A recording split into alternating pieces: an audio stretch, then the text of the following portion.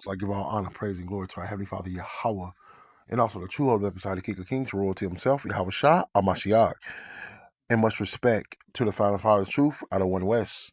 This is for the King's Court, back at you get one of the lesson.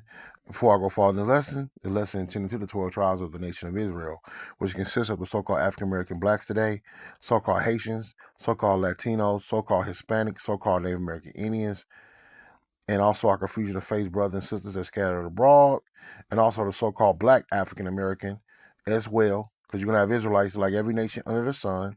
It's not based off how individual might look. You're going to have Israelites that like Africans. You're going to have Israelites that look like every nation under the sun. It's not a color thing.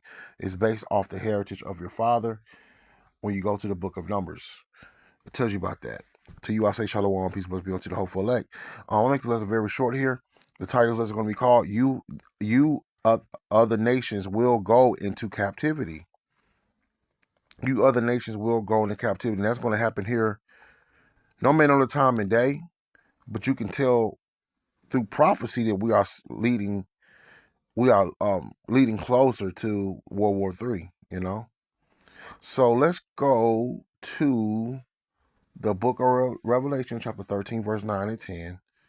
We're going to start there first, and we're going to get a couple of scriptures, and we'll close out. I'm not going to make the lesson long at all. It says, if any man have an ear, let him hear. Slakia. If any man have an ear, let him hear. He that leadeth in captivity. Who led us into captivity? That's right, the Europeans, which would be Esau, Edom today. He that leadeth into captivity shall go into captivity, and he that killeth with the sword must be killed with the sword. And the other nations had something to do with it too.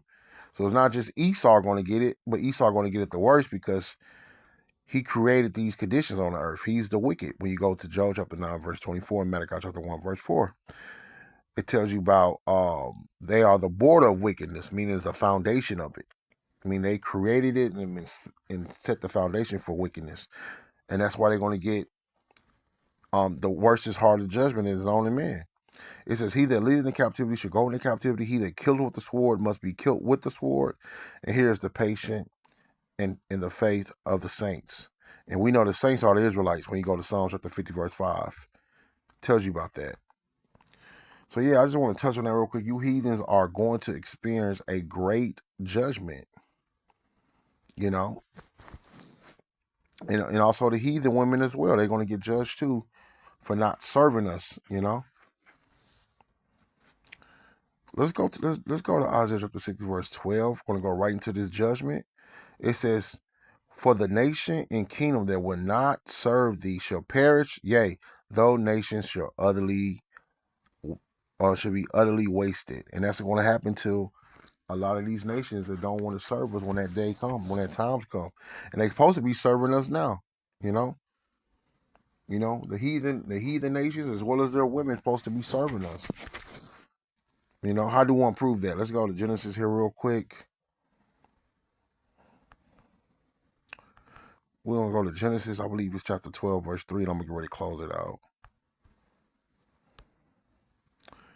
We're going to go to Genesis chapter 12, verse 3. Yep.